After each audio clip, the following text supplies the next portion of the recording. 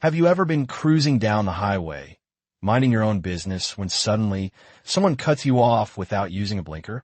Your immediate thought is probably something like, wow, what a terrible driver. And then, a few minutes later, you find yourself stuck behind someone driving 10 miles under the speed limit in the passing lane. Your thought? Another terrible driver. It feels like the roads are absolutely filled with people who have no idea what they're doing. But here is the fascinating part. If you were to pull over every single person on that highway and ask them to rate their own driving skills, the results would be mathematically impossible. Studies have repeatedly shown that around 80% of drivers believe their driving skills are above average. Now, you do not need to be a statistician to realize that 80% of people cannot be in the top 50%. It is a logical paradox. So, what is going on here? Are we all just lying to ourselves? Are we hopelessly arrogant? The answer lies in a fascinating psychological phenomenon known as the Dunning-Kruger Effect.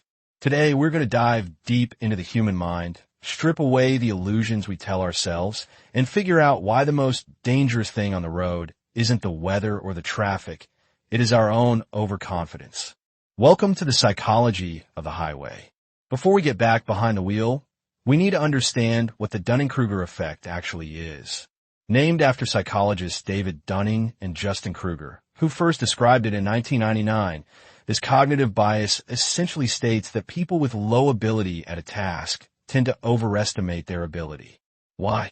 Because the exact skills you need to be good at something are the exact same skills you need to recognize that you are bad at it.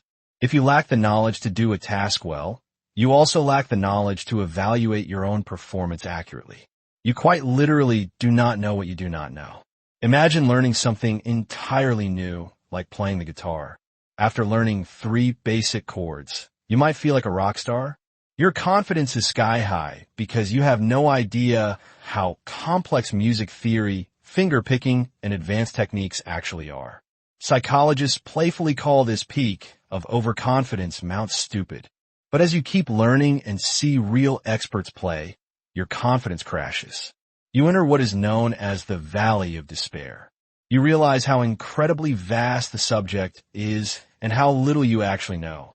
It is only through years of hard work and experience that your confidence slowly builds back up, based on actual competence this time, on the slope of enlightenment. So, how does this apply to driving? Driving is a unique activity in the human experience. It is complex, incredibly dangerous, and requires split-second decision-making. Yet, we treat it as a mundane, everyday chore. When you first get your learner's permit, you are probably terrified. Every mirror check, every turn of the steering wheel feels monumental. You are hyper-aware of your lack of skill. But soon you pass your test. You drive to work, you drive to the grocery store, and you survive. Day after day, you get from point A to point B without crashing. This is where the Dunning-Kruger effect takes the wheel. Because you successfully navigate your daily commute without dying, your brain registers this as, I am an excellent driver. You reach the peak of Mount Stupid, and you set up camp there. But survival is a terrible metric for skill. Driving is an open environment with thousands of variables. Let's break down exactly why driving is the perfect breeding ground for this psychological blind spot by looking at 3 distinct types of drivers we all know. Let's look at our first example, the tailgater. We have all seen them.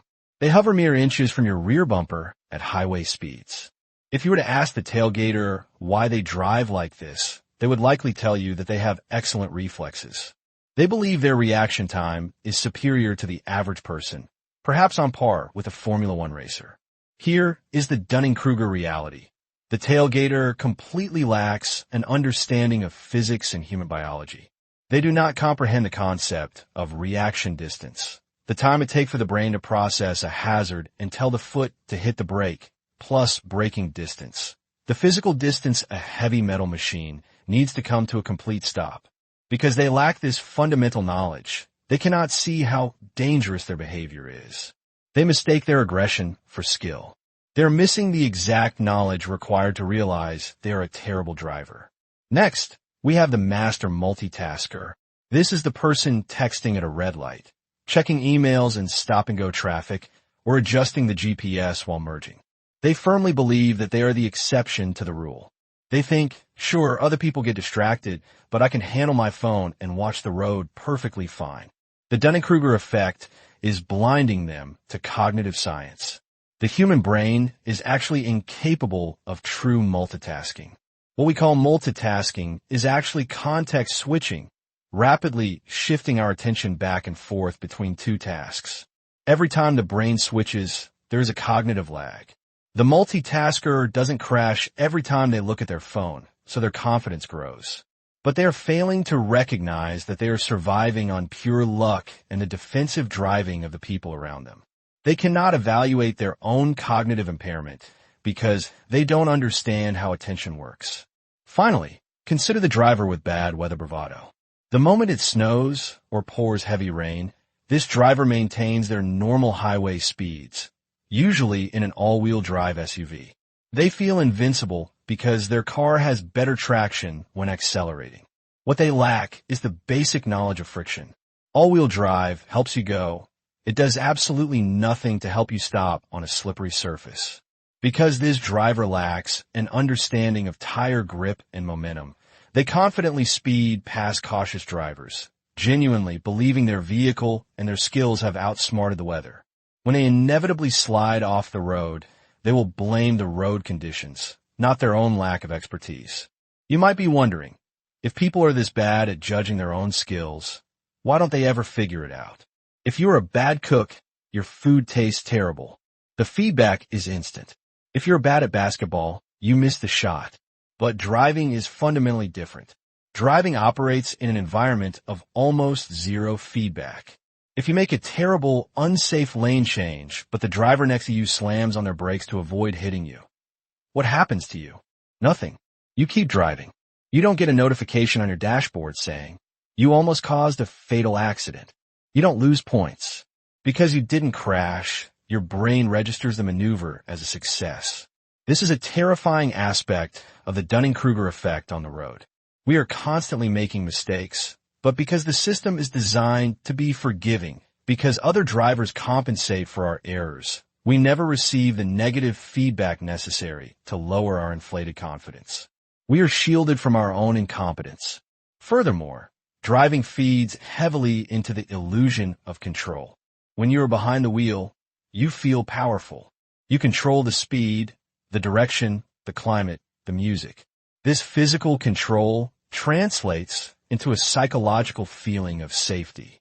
We inherently believe that because we are holding the steering wheel, we are less likely to crash than if we were a passenger. Coupled with this is a psychological defense mechanism called defensive attribution. When we make a mistake on the road, say we accidentally cut someone off, we blame the situation.